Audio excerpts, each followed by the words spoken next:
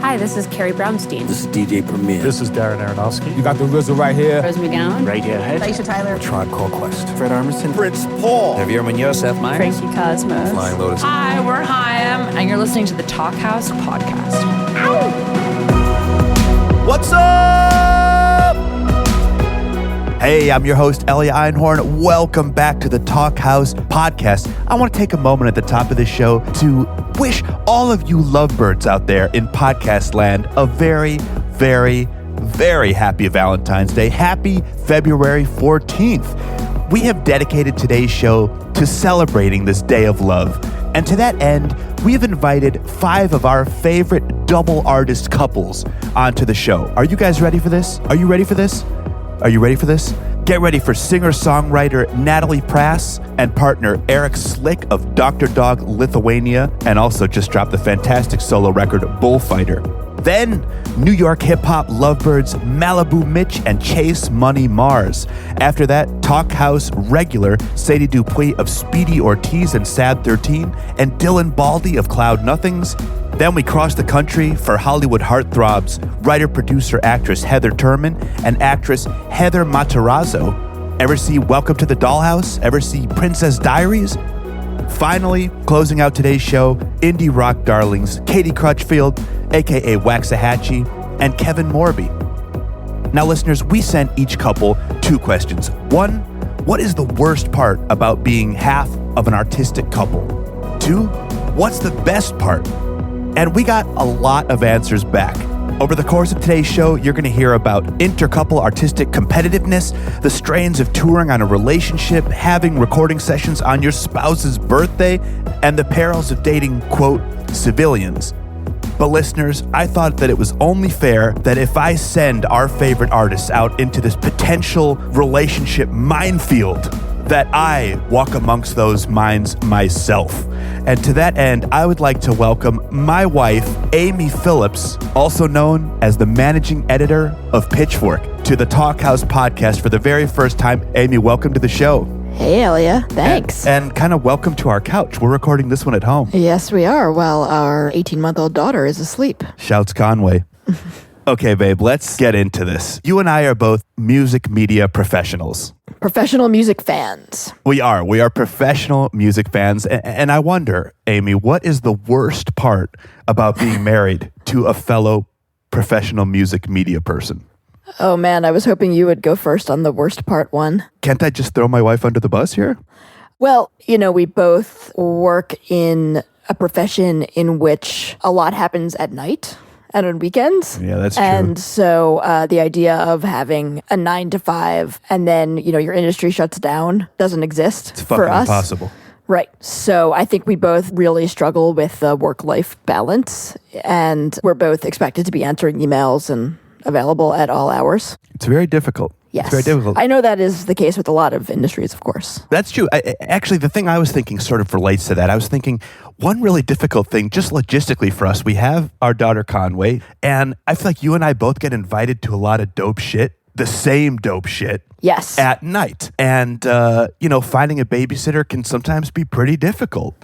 And I find that oftentimes one of us ends up taking a friend or a coworker to something that we would have gone to together. Like, for example, we have tickets to see Robin at Madison Square Garden. I wouldn't be surprised at all if you're at Madison Square Garden and me and Conway are dancing on our own to Robin here in Fort Greene at our apartment. I will definitely be at Madison Square Garden. You're on your own. You're I'm the sorry. bigger fan. I'm sorry. It's Robin. Yeah. If it was Jane Birkin, it would be me. Yeah. So, you know, you also do a lot of work with Pitchfork. You host Pitchfork Radio. Yeah, I do a ton of the over-unders for Pitchfork TV. I do a lot of their podcasts, too. Right, yeah, you do a lot of their podcasts, do the Inside Out series, which is awesome, and it's great. It's just a little weird when you're talking with someone in a different part of the company that doesn't know that you're my husband, and they're talking about Elia like another employee. And no, it's just, you have to kind of separate your brain to be like work brain and personal brain. Totally. You know, where we can be sitting there talking about, okay, should we book this guest, blah, blah, blah, blah, blah. Or we're all on an email chain about some logistical matter.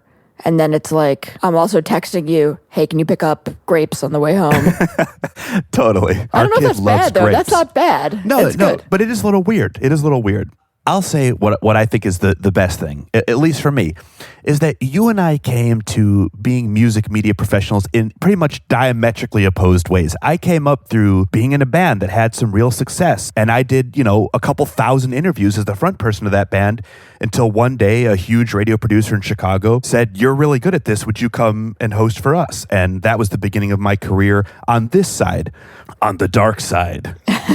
But you have been writing for music papers since you were literally a teenager. Yeah, I've been writing professionally about music for 20 years. I started, in college writing and interning at places like the Village Voice and CMJ, and joined Pitchfork in 2005. So I've always been on the other side of that. So I feel like I've learned so much from you about the way that side of the industry works. And I also like to pick your brain because you know so much about music. Well, and I've certainly learned a ton from you, having never been in a band. I can't play music, really. You sing a mean baby shark. Well, our daughter would agree with you. But just from the artist's perspective, it's very helpful and very insightful to have an artist to ask these questions to and to learn from. The fact that we share a common language is the best part. Music is my life, it's your life, and having that be such a strong part of our partnership is such a big thing. And even just smaller things like knowing other people in the industry, knowing how things work. It's something really special about that I think people who work in two different fields don't get. Totally. It's funny. I guess for like 90% plus and 10% minus, we live music almost 24/7. For sure. Yeah. I wouldn't have it any other way. Well, my love, thank you so much for taking some time out of your busy schedule running one of the best music websites in the world. I'm sorry. One of? Well, Talkhouse is pretty good. Talkhouse is pretty good. But it's not just a music website. That's true. That's true. Well, anyway, I love you and happy Valentine's Day. Oh, well, thank you. It's been a pleasure. And now for the show. Up first, Natalie Prass and Eric Slick. Hi. Oh my God. Hello, I'm Eric Slick. What's your name? Talk like that. What? That's how I sound. No. Hi, I am Eric Slick. Hello, I'm Eric Slick. Doesn't that sound like me? No, Eric sounds like this. I sound like this. I'm Eric Slick. Hello, my name's Eric. I'm Natalie Prass. That's how I sound. Especially now that I have a cold. Natalie has a cold. She's weathering a mean storm right now. And you're weathering a meme storm. Always. Yep. Okay. Yeah. Okay, so this is a Valentine's Day thing. Yep. A holiday that we often don't get to spend together because we're always on tour. That's like touring. Jan-Feb is a big touring time for musicians. Yeah, Jan-Feb, which is, for all the listeners out there, short for January and February. But Eric and I met on tour. No, we didn't. We met at a venue watching Dr. Dog before you were in Dr. Dog. Before I was in the band, yeah. Yep. And then I was in a band playing guitar opening for Dr. Dog after you joined. Right. And that's when we've always been based around, our relationship is based on music stuff. Yeah. And then in the end of 2015, Natalie and I started seeing each other. And now we're engaged. So the best part of being a musician is what? Being a musician. I mean, dating a musician. Dating and being engaged to a musician? Yeah, that's what I meant to say. I guess, well, you play drums with me when you're not touring with Dr. Dog. So that's really nice that you can be part of, that really big part of my life in a very intimate way. You totally understand touring and making music with other people and just that whole lifestyle, how difficult it is on your body and your brain being gone for so long. And it's a lot of physical labor, It is. And you really helped me with all that stuff. Like you helped me lift my heavy amps and shit. And that's really nice. Yeah, I mean, from my perspective, the best part of being with a musician is that, that's that base level understanding. Because we do the same thing, we can talk about it and complain about the same things, but also when we have our successes, we can celebrate them and it feels warranted. We understand each other's ups and downs in music as well. Yeah. Oh, that's our dog Marvin. You can hear his collar. Hey, Marvin. That's also another great part of being with a musician is that you have a really cute dog. That your parents take care of when you're on the road. Mm-hmm. That's the worst part of being a musician is not being able to take your dog with you. But what's the worst part of dating a musician? Sometimes it's like, you know what? From my perspective, the worst part is like, because we do music full time, sometimes we can just get caught up in talking about like boring music stuff. And I have to like, sometimes I feel like maybe I'm the only one who goes through this in my brain. That's nowhere near as bad as what I was about to say. What are you about to say? That's like, people just talk about boring shit all the time when you're in a relationship. I guess from my perspective, it was like, sometimes I feel like I have to get out of my head to like not talk about music because I'm always thinking about music. Like it's a crutch? Yeah, like sometimes I'm like, we got to come up with something else to talk about here because like I'm talking about like drum hardware or something stupid. See, I was going to say the worst part is, especially, so Eric's a drummer but you write your solo music, and I feel like you want my advice, but then sometimes you don't want to hear what I have to say. Mm-hmm. And then it can be awkward because our music is totally different, but I want to give you my insight since I've been a solo artist for so long, most of my life. I feel like sometimes, at least in the past, maybe I've hurt your feelings or something because I'm like, well, it doesn't really work like that. Mm-hmm, mm-hmm. Listen to me. I'm a year older than you, Eric. Mm-hmm, mm-hmm, mm-hmm. Yeah, right? I guess you're right. Yeah. That can be tricky navigating those because being an artist is you're so sensitive and it's so precious, but then at the same time, it's a business. You know, so it's just this weird, being a musician is just strange all around. It is weird. I'm trying to get better at listening to your advice, though. I know, you have been getting better at it. But I think what that comes from my perspective, is like, when I was insecure about it, it's because I wasn't working hard enough. And like, ooh. No, that's real though. Like mm-hmm. I was really insecure about it because I was like in a dry spell of not writing a lot of material. And then when I'm in a phase where I'm writing a lot of material, I'm a lot more open to suggestion because I'm actually putting in the work. Mm-hmm. And I think that goes across the board in our relationship. Like if I feel like I'm not doing, if I'm not like putting the work in, then I feel like I'm way more defensive. Mm-hmm. That's just something that every couple deals with. But I definitely feel like the more work I put into it, the more open I'm going to be to your suggestions. Yeah. But dating a musician there's way more positives, I think. Mm-hmm. When there's two musicians that are together, I think there's way more positives. But sometimes those negatives can take over. Like I've been with musicians that are jealous or I'm jealous, and then it just becomes like a competition thing, and that's not good. But you and I have never faced that, which I'm so grateful for. I think you and I are just kind of over that part of. Mm-hmm. Yeah, I think you and I we're just older. Well, I'm not in competition with you at all. It's like at every juncture, I want to be a support system for you. And there's been a couple of times when like no one's perfect. Like we have our moments where we're not the most supportive of each other, but there's a base level support system, and like I want you to succeed and I want you to be happy. Same. Like that's the core of. And that's the core of it. And I think that's like the best part of being a musician is like you support each other and you understand each other. Because we've both been with civilians too, right? Like we've both been with non-musicians. Civilians? Excuse me? We've both been with non-musicians though. And there's times when it can get weird, No, I'm dead serious. Like, you're trying to civilian. Hello, I'm dating a civilian. Hi, this is Eric. Seriously though, like you're with somebody and maybe they don't understand why you're doing what you do, and then you're like, hey, I have like a 12-hour rehearsal today, and then like they're like, why would you do that? Like there's just like not that base level understanding where it's like with you it's like I got to do 8 interviews in a row. Like it was my birthday this year and you had like a session on my birthday. And I think like if you were in a regular relationship, like the other person might be like, but that's my birthday. You can't work on my birthday, or like, whatever it is. Like, but you had to do something and it took all day. And then you were so sweet about it. Like you sent me a cake, like you're really good at navigating those moments when you know, you and I either have to work and there's like a special occasion or there's some like thing. Yeah, true. I send cake.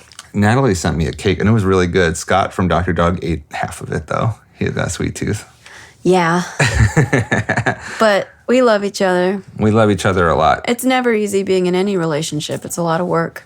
Like Natalie once said in a song, ups, round and round, ups and downs, you know? You got your And, ups, you got your downs. You got your ups, you got your downs. I don't care who you are, civilian or musician.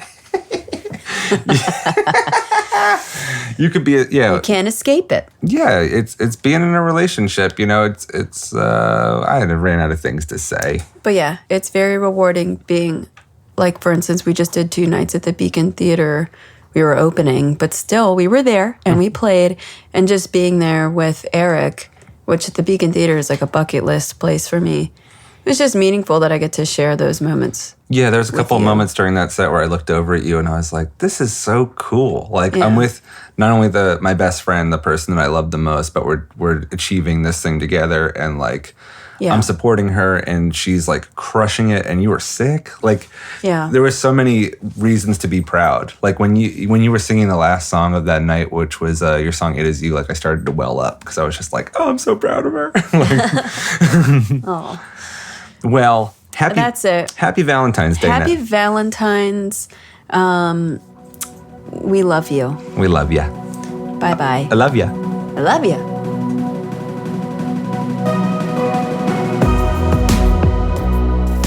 I just fucking love those two. I've known them both since before they were together, and I just love them even more as a couple. Up next, Bronx rappers Maliibu Miitch and Chase Money Marz.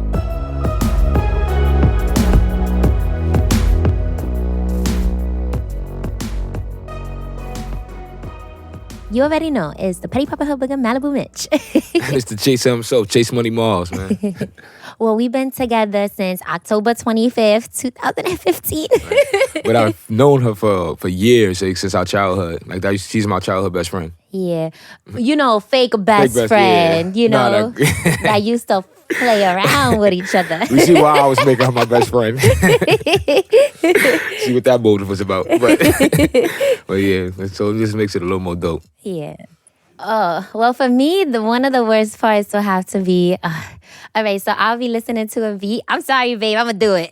I'll be listening to a beat, and I'll be like, all right, don't tell me nothing. Don't say a flow. Don't say nothing. And he'll be like, and I'll be like, what the fuck? You just did it. So then I'll have that flow in my head for mad long. I think that's one. To me, one of the worst things, the internet. The main thing. Because I being that, you know, we all in the public eye and everything, I can't voice my opinion on certain things. I can't vent. You know, sometimes you get a little mad. You want to send a little sub. Just ooh, I know you can't see the text. You ain't reading my text right now, but I know you're going to see this. But I can't even do that because then so it might be a minor problem to us because it might not be that serious. But then when the internet see it, it'll be something else. So they might view it in a different opinion and had to blow it up and everything. So that's one of the things that... We still do it sometimes on Facebook. Not on Instagram, but on Facebook, I'll take it we'll to the gram, have awards. The book, nobody watching. I don't care. Nobody has us on our Facebook. So yeah, we be subbing all down our posts. I don't care about the book. But the gram, I ain't doing it on there. I'm not going to do it like that. Oh my God, yeah, that's definitely one of the worst. All right, well, to me, the best part is we share the same exact passion. So we eat, sleep, and drink the same dream. So it makes it a little more copacetic. And being that it has to do with music, it makes it that much more better because being with somebody who doesn't do music is kind of hard with the traveling and being around the certain things you have to deal with in the music world. So it's a little easier for someone to understand if they're doing the exact same thing. Yeah. They in the same exact world, same field. They have to endure the same dumb things you got to. So it makes it a little more easier understanding. No, definitely. Because, like, prior relationships, they didn't understand, like, why I gotta be in the studio mad late at night or why I gotta be around all these rappers and they think, oh, you're in the studio with rappers? What are you doing? And it's like, no, they're all annoying. just as annoying as you are. You know, so that would definitely be like, you know, the best part is just having somebody that fully understands your life. Music, it should be fun. It's fun to create, and I get to create with my boyfriend too because we balance off ideas. Some of my songs, he actually helps. He's so good at doing hooks. I'm like horrible. He tells me I'm good. I'm okay. He's actually really good at hooks. So I'll go in on my verses and then I'll look at the corner of my eye like, I hope he's writing this hook because it's not going to write itself. So yeah, that's definitely one of the best parts. Man, like, who wouldn't want to share your passion with the person that you actually with? Because again, it makes everything easier and it boosts both of y'all motivation. Because again, all y'all talk about, dream about, and speak about is the dream y'all trying to achieve. Exactly, so and definitely also with the situation with guys, you know. I hate when guys try to talk to me. I absolutely hate it. Like, you know, because I'm very professional. I like to come in everything. Just because it's music doesn't make it unprofessional. It's still like my 9 to 5. Like if I was working at, I don't know, like Dwayne Reed or CVS. Like, you know, so it's like I just don't like going into situations where I feel like, these guys are going to be all over me and stuff like that. But not when he's there. When he's there, it's a different kind of energy and I love it. And also vice versa as well. Yeah, I'm a little crazier because he's more chill with it. But me, I'll stare a bitch down. I'll be like, what you looking at? We gonna do this, bitch. Like, well, I'm gonna stare at your ass just as long as you staring at him. They asked for it, that's all up. It was so funny because one time we were at like a little bowling alley. And this girl, she tried to be too cute with him. And I was like, And you know, she got a plate full of chicken tenders. So of course he's looking because the chicken tenders and he sees the barbecue sauce. So she's just all up in his face. So somebody was taking our picture. So all the pictures, she's just in the side of the picture. But you know, I'm half Asian and I do not play that. I'm half Asian and I was fully equipped in Photoshop. So I had to Photoshop her ass out. And it's like it never happened. I really she wish you wasn't could see even this there. picture. I'm gonna go out my way and send you the picture. You have to see the way she cropped it. Like, it was so good. Unbelievable. You'd be so surprised. Like, I was surprised. I'm like, where'd she go? Like, how you just like? It looked professional, bro. I had to look at her like, you got hidden talents? Let me know. Yeah, I do not play. But yeah, that's one of the best parts too. Thank you guys for listening to our little segment or whatever. I hope you guys thought it was cute, okay? Yeah, I hope y'all get some inspiration and y'all bring y'all a little closer together. And we want to wish y'all a happy Valentine's Day as well, happy Valentine's Day. Ladies, and if you want to be petty level on me on Crop Queen, do it. You deserve it. Fellas, get some flowers. Nobody do that. As petty as it sounds, buy flowers. Trust me, it'll mean a lot to her. And chocolates.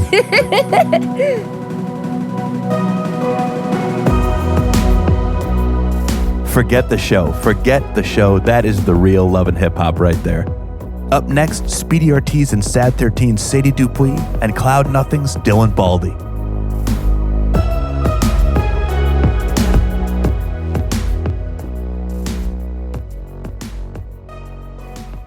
I'm Sadie Dupuis from the band Speedy Ortiz. My name's Dylan. I'm in the band Cloud Nothings. And we're dating each other, and it's been somewhere between 4 and 5 years is the very precise amount we came up with. Yeah.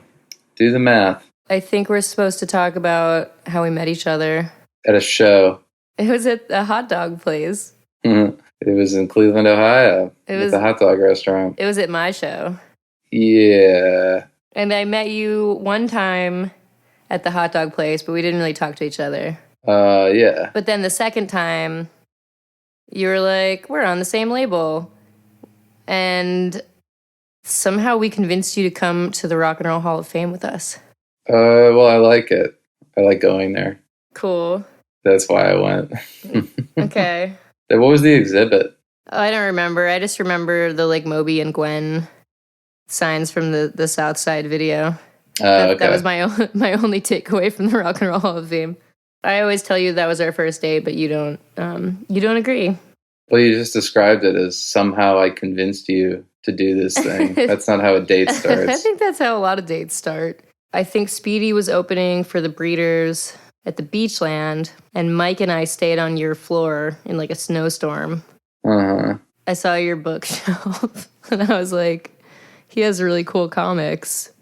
And then I started to have a crush on you. But we'd already been friends for a long time first, I think. Yeah, for a while. That's my end. What's yours? I don't think there was like one thing. I didn't look at like books and be like, that's the girl. Yeah, I just... Why not? My books are sick. I think it was over a slow period of time where we were just texting and stuff, and then I would see you every once in a while. And then eventually it came to a head. And look at us now. Wow. Doing an interview about dating. I don't know. Well, where did we actually, I guess in New York, while you were recording a thing, is when we actually started to Date. Are we supposed to talk about what it's like? Isn't that what this is about? Is it really about how we met? I think how we started dating when we lived at that time, like 12 hours from each other, is kind of interesting. I guess, yeah. It's not that fun to be that far apart. I feel like the first long bit of time that we were interested in each other, we just kept getting booked on the same music festivals. So I would see you at I saw you at, all over the place. At Pitchfork. Mm-hmm. I saw you at Primavera. Yeah. And it continues to happen once in a while. So I feel like we never started dating in a place where either of us really lives. And I feel like a big part of having this particular kind of long distance relationship is just we can both show up in this weird city that neither of us lives in for X amount of days. We're both booked for this festival. Let's just stay 3 extra days so we can hang out this month. Yeah. And luckily my band, makes tens of millions of dollars. So I have all this disposable income to just hang out everywhere all the time. Yeah, but you just showed up in New York with a plan to start dating me. And you had a really weird mustache at the time too. Did I have a mustache? Just a mustache? You had just a mustache, and I was mixing a record, and you were hey, I'm in New York. Oh, and cool. there was no real reason you were in New York. I must have had some kind of reason. I think you set up one radio session, but you had no real, you came to make something happen. Oh, that might be true. Where did we started dating then? Where did you live? Boston, I guess? I lived in Boston. I lived in Cleveland. Yeah. And those are far apart. And driving 12 hours on what's the highway? I just on 90 the whole time. That's how we met. That's not how we met at all. Or that's not how we met, but that's how we continued to meet back and forth on this one highway for a long time.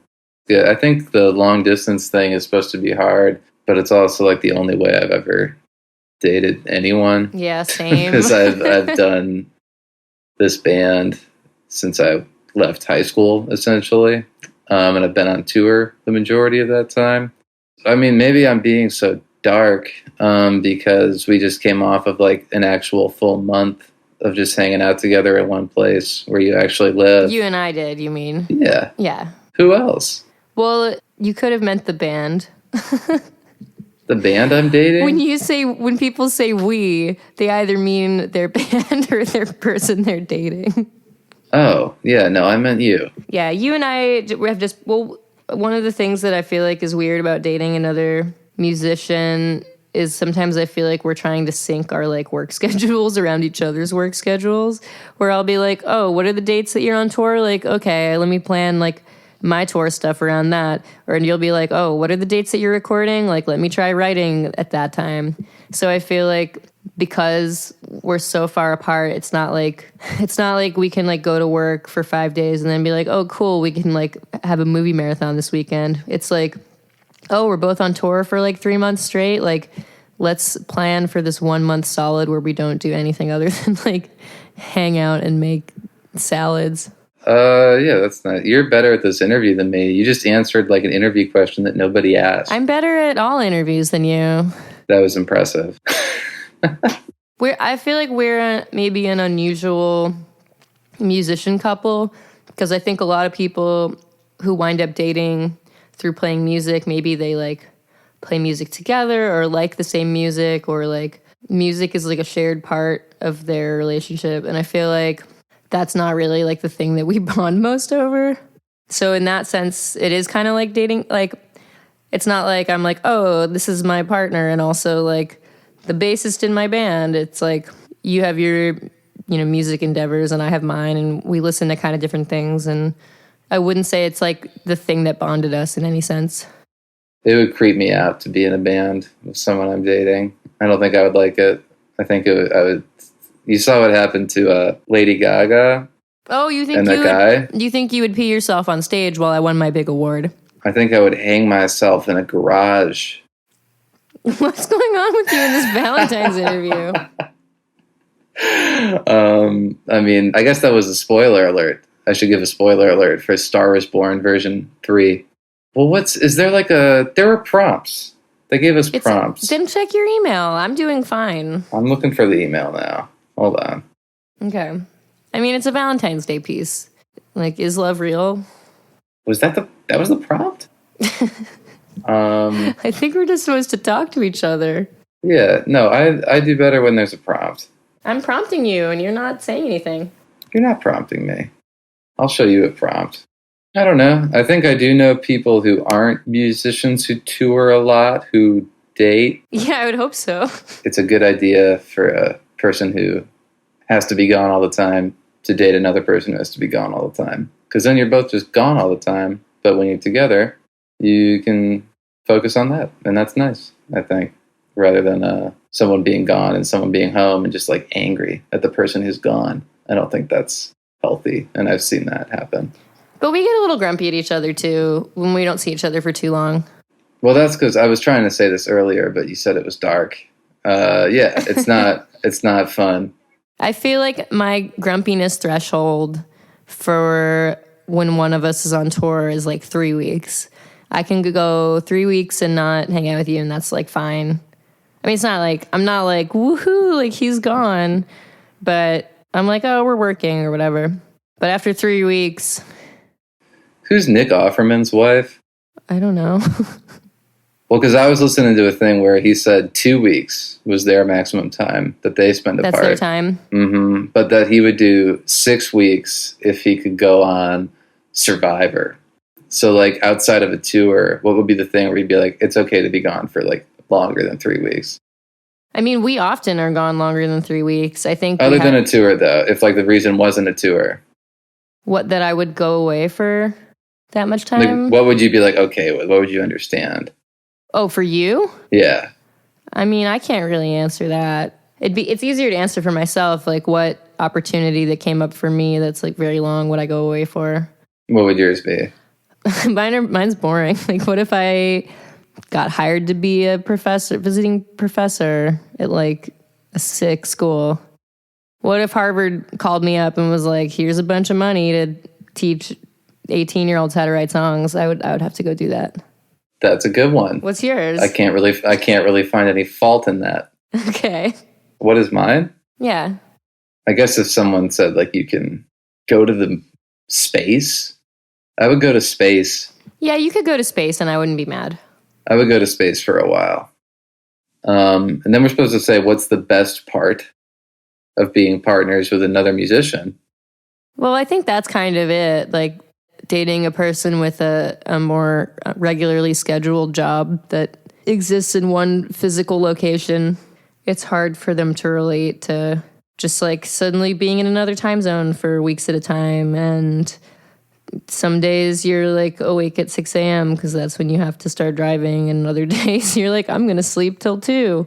Yeah. Because you've been out till, 4:30 because you had to drive overnight. I feel like there's a lot of, I don't know, there's just like so much flexibility that's part of having to tour. And then so much wide open free time when you're home that it's helpful to have someone who like can engage with you on that level when you aren't touring, but also like understands like, I might not hear from her for, however many hours today because she's on the other side of the world or like is still playing.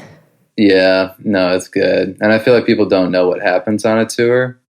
People think you're just out there partying, yucking it up, with whoever, but that's not really, at least in my experience. That's certainly how some people tour, but I feel like everyone I've ever toured with is just like, oh my God, how soon can we get in bed? Yeah, that seems more normal to me. I don't know who's out there yucking it up, as I said. I like this euphemism. What's the worst part of dating us?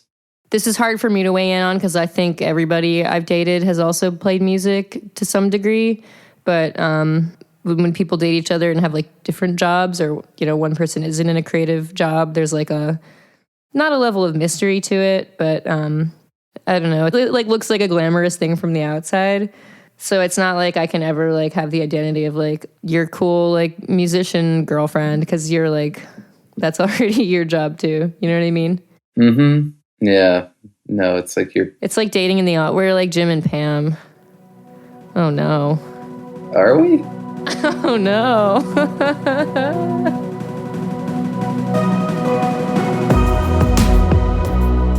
And that's the conversation those two sent in. They didn't put a bow on it. They didn't need to put a bow on it. This is a couple that does not need everything to be tied up perfectly. We now take you to Hollywood for our cleanup batters, Heather Matarazzo and Heather Turman.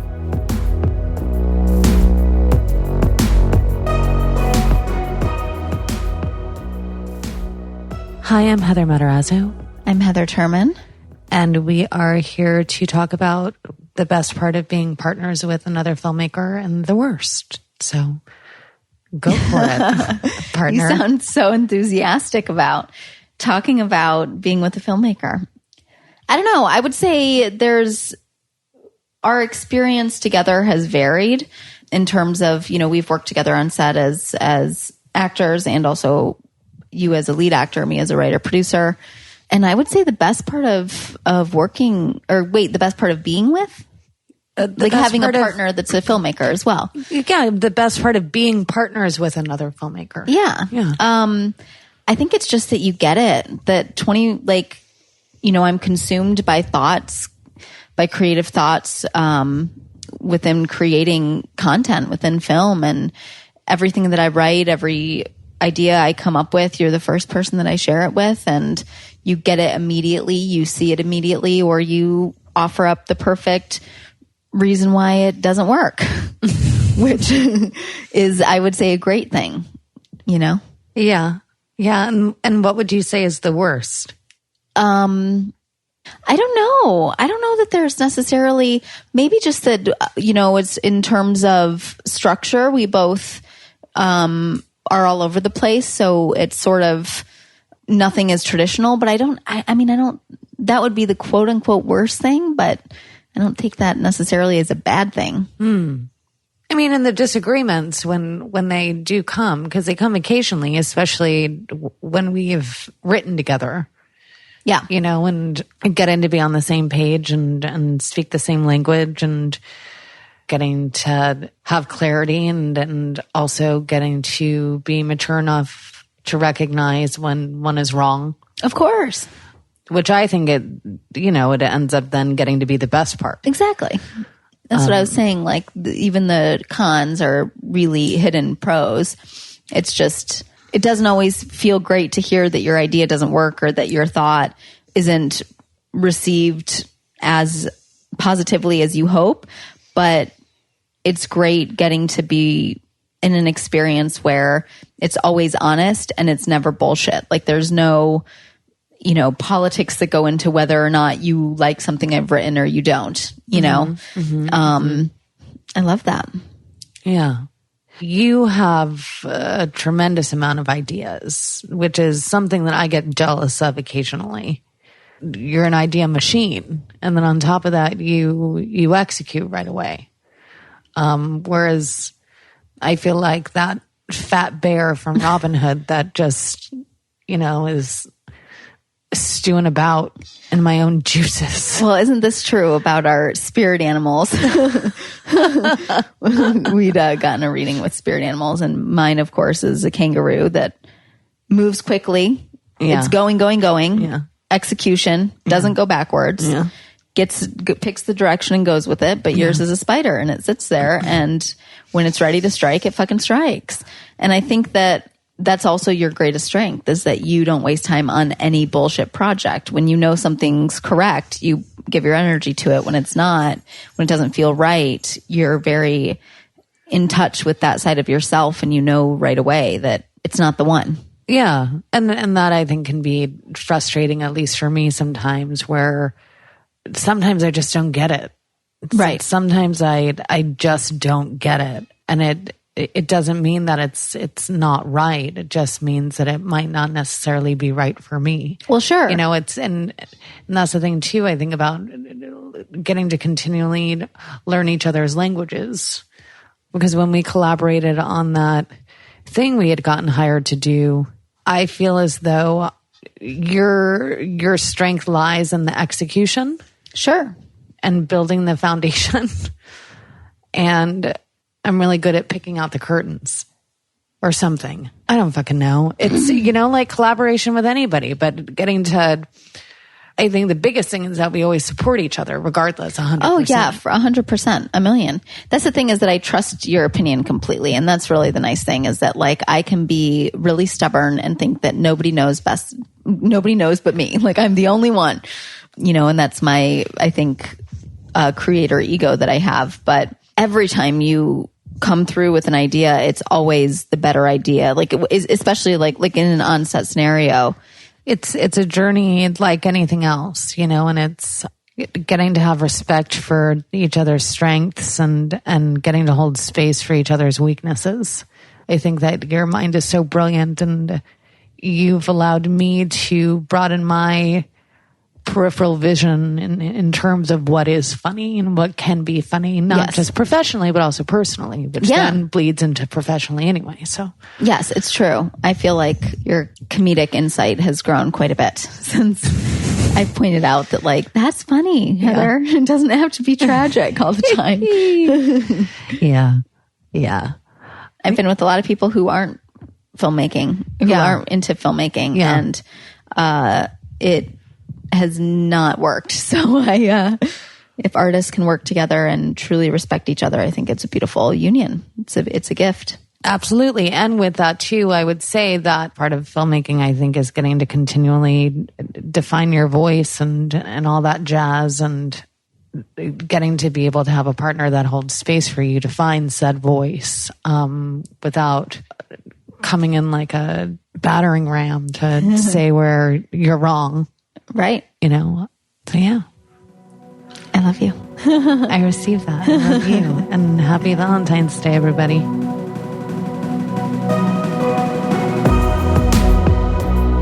That is true love. And I'll tell you, this next one is as well. The wonderful Katie Crutchfield, aka Waxahatchee, and Kevin Morby.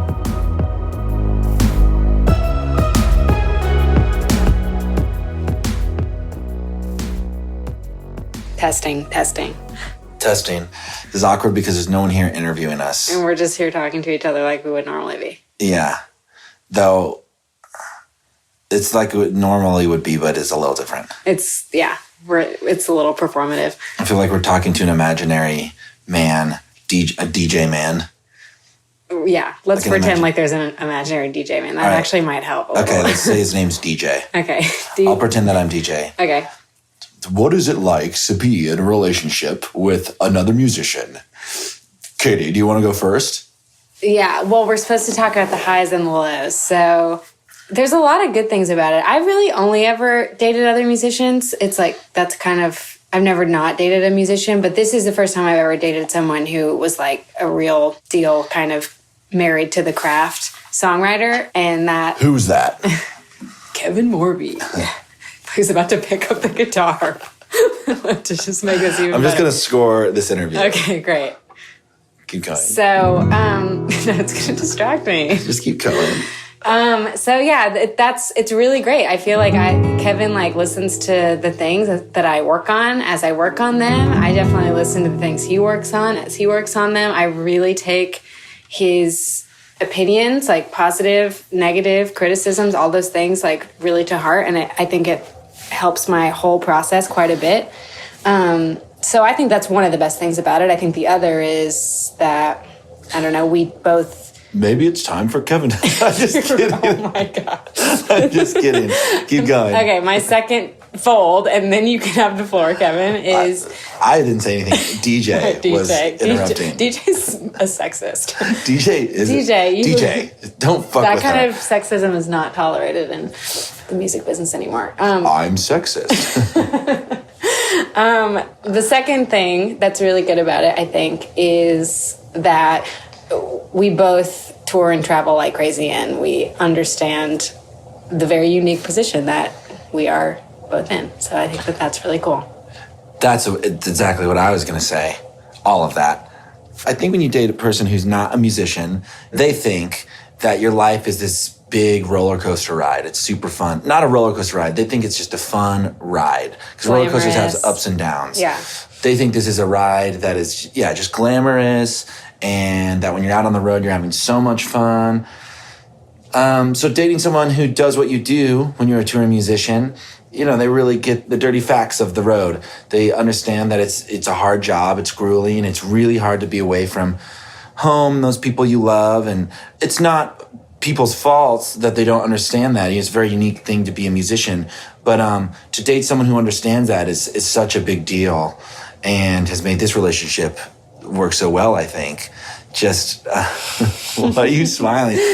Just, it's like, it's really important, I think, because you want to complain a lot as a musician. When you're on the road, you want to complain, but people don't want to hear your complaints because people will think like, oh, well, I have to work a real job and, you've got it so easy. And while there is definitely truth in that, it doesn't take away from the fact that it's also a job that has its grueling parts to it and, can really take its toll on you.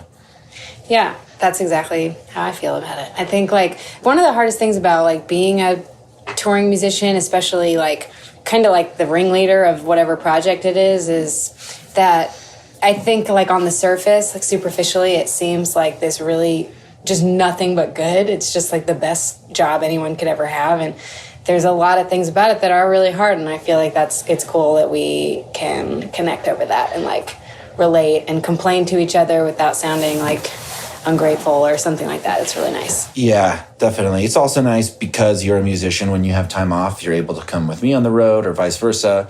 Whereas if you had a normal job or just not a normal job, but just any other job that made you be in one place for long periods of time, you wouldn't be able to do that. So it's really nice, and that really helps out with going on tour and stuff. And also just being able to speak the language of music, of bouncing ideas off of one another, and also we're at like the same point in our careers and we know all the sort of players involved and all the industry people. So we can kind of talk about this stuff and we know what we're talking about. Yeah. It's nice to just like have a person to go to about all my creative stuff and just feel like your opinion or your take on it all like really reflects it back to me in a really great, like really sort of like productive way. Like I feel the same about you. Like when I make something new, I'm always just like really excited to share it with you and talk to you about it. Yeah, it's really you as well. Yeah. I agree. And then there's the added bonus of it's kind of cool. It's kind of like we have this power. Like if we're ever anywhere, we can always like play music. We can always like, if you're on the road with me and you want to come out and sing a song, that's totally doable. I think we kind of keep our boundaries of we don't want to collaborate too much.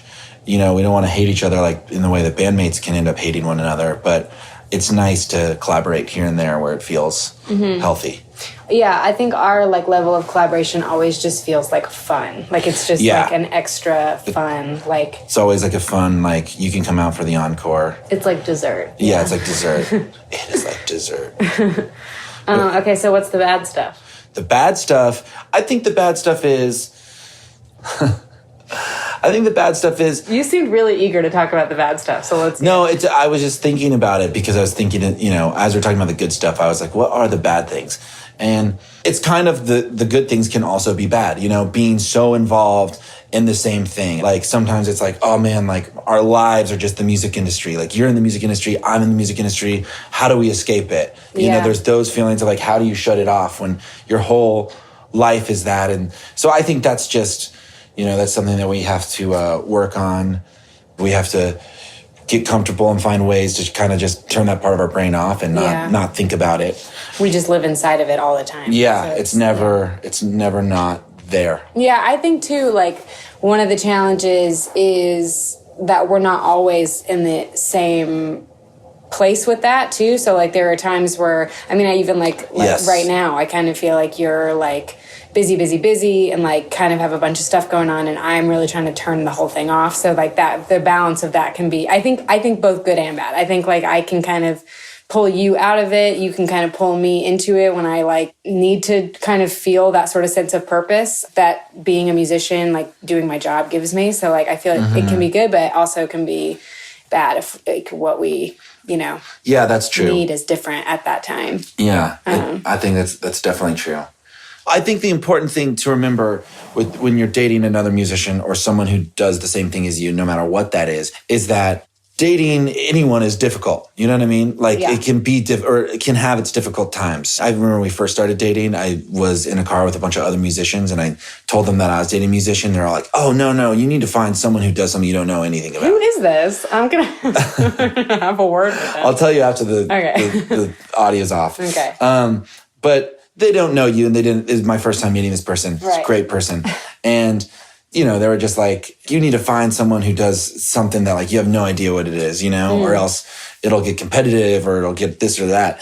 I understand that as like a sort of broad statement or generalization. But I think the key to remember is no matter what you do or who you are, there's always going to be ups and downs and difficulties. Nothing's perfect. And it's just about, what you kind of put in, you get out of it. Totally. I agree. I guess maybe too, my last little point, if we're still talking about the bad things, is that what you said about like it getting competitive, I feel like if I ever find myself comparing myself to you or like your productivity or, your songs or whatever, your ticket sales, all those things, like the thing that I am quick to go to now is like, oh, that's a me problem. That's not like an us problem. That's not, I'm pretty quick to be like, oh, I need to like not be looking at it that way. And sure.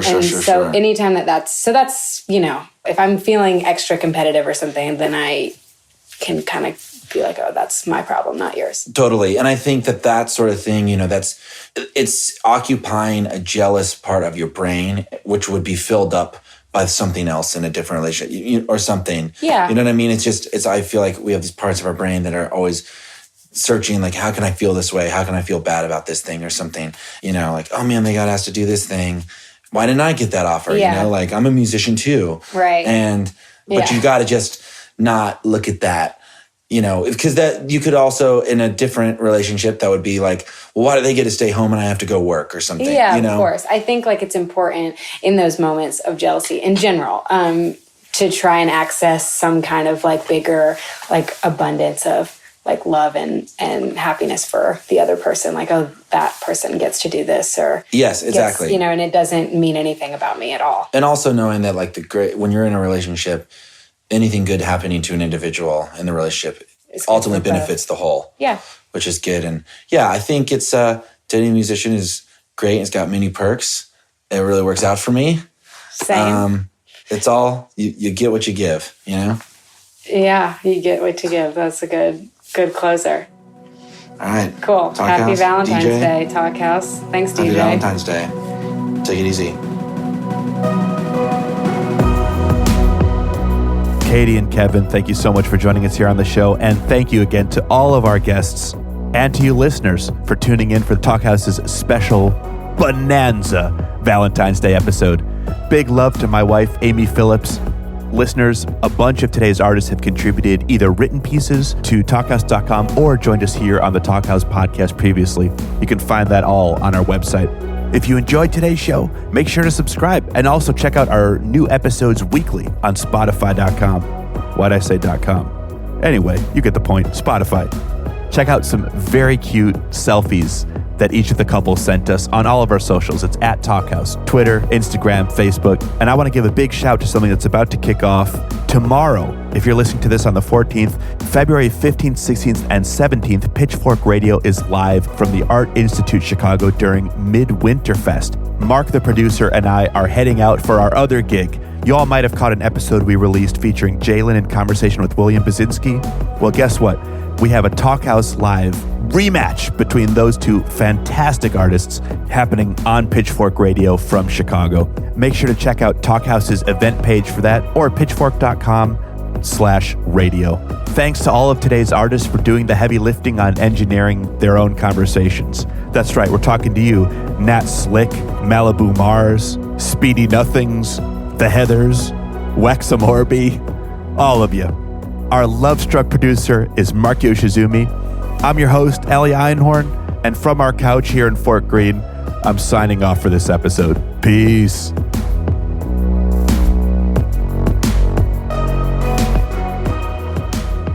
Well, anyway, I love you and happy Valentine's Day. Mwah. I don't know. I don't want. Let's not have the kiss in there. That's kind of cheesy.